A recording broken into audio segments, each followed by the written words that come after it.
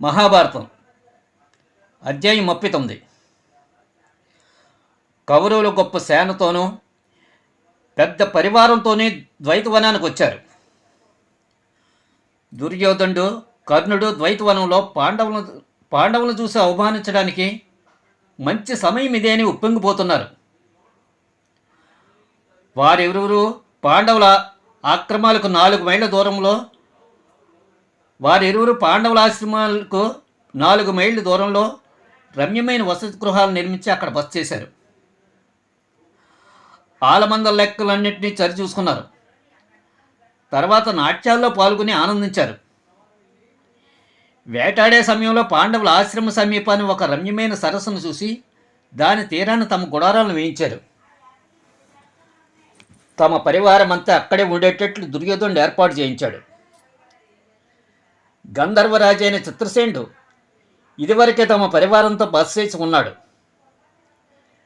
సరిగ్గా అక్కడే దుర్యోధనుడి పరివారం గుడారాలు వేస్తుంటే చిత్రసేనుడి పరివారం అడ్డుకున్నది. దీంతో దుర్యోధనుడి సేవకులు అతడి వద్దకు వెళ్ళి ఎవడో రాజు కొడుకులు ఆ చెరువు ఒడ్డున బస చేసి ఉన్నారని, తమను గుడారాలు వేయకుండా అడ్డుకుంటున్నారని చెవిని వేశారు. దుర్యోధనుడి ఆగ్రహంతో అక్కడ గుడారాలు వేయించే రాజకుమారుడు తరివేసి మన గుడారాలు వేయండి అని తమ సేవకులకు ఆజ్ఞ జారీ చేశాడు. దుర్యోధనుడి సేవకులు సరస్సు వద్దకు వచ్చి తమ రాజాజ్ఞను అమలు చేసే ప్రయత్నం చేశారు. కానీ చిత్రసేనుడి పరివారాన్ని దుర్యోధనుడి సేన ఎదుర్కోలేకపోయింది. సేన వెనదిరిగి దుర్యోధనుడికి వద్దకు వచ్చి చెవిని వేసింది. దుర్యోధనుడికి మరింత ఆగ్రహం పెళ్ళిబెక్కింది. తన పెద్ద సైన్యంతో వెళ్ళి గంధర్వరాజు అయిన చిత్రసేనుడి పరివారంతో పోరాడాడు. ఇరు సేనల మధ్య సంకుల సమరం జరిగింది. సమరం ప్రారంభంలో కౌరవులే ముందంజ వేసిన చిత్రసేనుడు అద్భుతమైన అస్త్రశస్త్ర ప్రయోగాలను చేయనారంభించాడు. దీంతో కౌరవుల సేన వెనుకబడటం ప్రారంభించింది. కర్ణుడు ఇతర వీరులను నిరర్దయులను చేశారు. రథాలను వదిలేలా చేశారు. దీంతో దుర్యోధనుడికి సైనికులు సిగ్గుతో మొహం చల్లక పారిపోయారు. ఒక్క దుర్యోధనుడే యుద్ధభూమిలో ఉన్నాడు. కానీ చిత్రసేనుడు దుర్యోధనుడు తన రథంపైకి ఈడ్చుకువెళ్ళి కాళ్ళు చేతులు కట్టేసి విజయ సూచిక తన శంఖాన్ని పూరించాడు. గంధర్వులు చాలామంది కౌరవ ముఖ్యులను ఖైదీలుగా పట్టుకున్నారు. కౌరవ సేన అంతా చల్లా చెదరైంది. కొందరు భయభ్రాంతులే పాండవుల శరణు కోరారు. దుర్యోధనుడి ఓటమి, కౌరవ ముఖ్యులు ఖైదీలుగా బంధింపబడంతో భీముడు అమితానందం చెందాడు. మనం చేయాల్సిన పని గంధర్వులు నెరవేర్చారు. బహుశా మనల్ని అవమానించడానికి ఇక్కడ వచ్చిన దుర్యోధనుడికి తగిన శాస్త్ర జరిగింది. మనం ఈ గంధర్వ సోదరునికి వందనాలు అర్పించాలి అన్నాడు భీమసేనుడు యుధిష్ఠిరుడితో. యుధిష్ఠిరుడు అందుకొని, తమ్ముడా, నీవు ఆనందించే సమయం ఇది కాదు. కౌరవులు మన దగ్గర బంధువులు. ఇతరుల చేతిలో వారి అగౌరవ శిక్షను పొందడం అంటే అవి మనకు జరిగినట్లే. ఇలా మనం మౌనం వహించడం తగదు. మనం కౌరవులను విడిపించి రక్షించాలి అన్నాడు. ఈ మాటలు భీముడికి సమంజసంగా తోచలేదు. లక్క ఇంటిలో మనల్ని అందరినీ కాల్చివేయడానికి ప్రయత్నించిన ఈ పాపని మనమెందుకు రక్షించాలి? అన్నంలో విషం పెట్టి నా చేతులు కాళ్ళు బంధించి నదిలో పారవేసిన నీచుడి పట్ల నీకెందుకంత విచారం? ద్రౌపదిని జుట్టు పట్టుకుని సభలోకి ఈడ్చి తెచ్చి అవమానించిన ఇలాంటి నీచుల పట్ల మనకు సోదర ప్రేమ అని ప్రశ్నించాడు భీమసేనుడు. సరిగ్గా ఆ సమయంలోనూ దూరం నుంచి దుర్యోధనుడు బాధతో పెట్టిన ఆర్తనాదం వారికి వినిపించింది. యుధిష్ఠిరుడికి హృదయం చలించింది.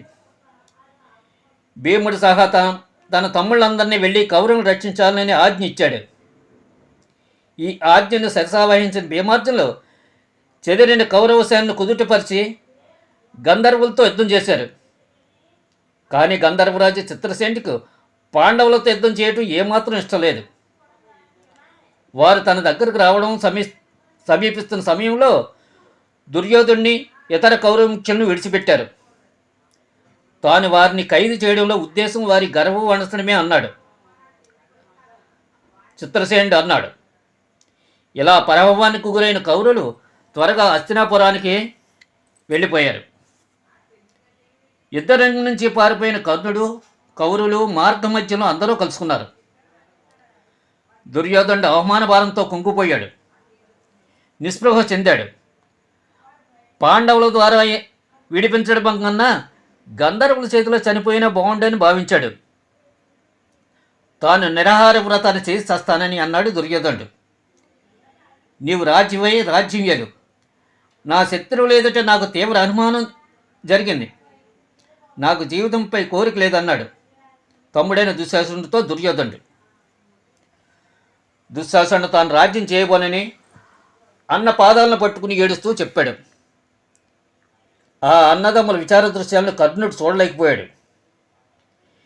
ఇది కురువీరులకు తగిన పని, విచారంతో చనిపోవడం ఏమిటి? ఇలా చేయడం అంటే నీ శత్రువునికి ఆనందం కలిగించడమే అవుతుంది. పాండవులు చూడు, వారంతా అవమానం చెందుతూ కష్టాలు పడుతున్నా వారి నిరసన వ్రతాన్ని చేపట్టారా అన్నాడు కర్ణుడు. శకుని అందుకుని, కర్ణుడి మాటలు విను. పాండవుల వద్ద నీవు సంపాదించిన రాజ్యాన్ని పాలించకుండా ప్రాణాలు విడవడం ఏంటి? ఉపవాసం వల్ల ప్రయోజనం ఏంటి? నిశ్చయంగా నీకు పశ్చాత్తాపం కలిగితే పాండవుల మైత్రి సంపాదించి వారి రాజ్యాన్ని వారికి ఇవ్వని అన్నాడు. శకుని మాటలు విన దుర్యోధనునికి వెంటనే తనలో దుర్మార్గ బుద్ధి పడచూపింది. పాండవులకు వారి రాజ్యం తిరిగి ఇచ్చివేయడం తన భంగపాటు అవమానం కన్నా 100 రెట్లు ఎక్కువగా బాధను కలిగించింది. అతడు నేను పాండవులను జయిస్తాను అని బిగ్గరగా అన్నాడు. ఇదే రాజులు అనాల్సిన మాట. జీవించి ఉంటేనే ఏదైనా ఘనకార్యం చేయగలుగుతావు. పాండవుల 13 ఏళ్ల వనవాస అజ్ఞాతవాసాలు పూర్తయిన వెంటనే నేను అర్జునుడిని చంపుతాను అని దైవసాక్షిగా ప్రమాణం చేస్తూ తన ఉదుపును కత్తిని ముట్టాడు కర్ణుడు.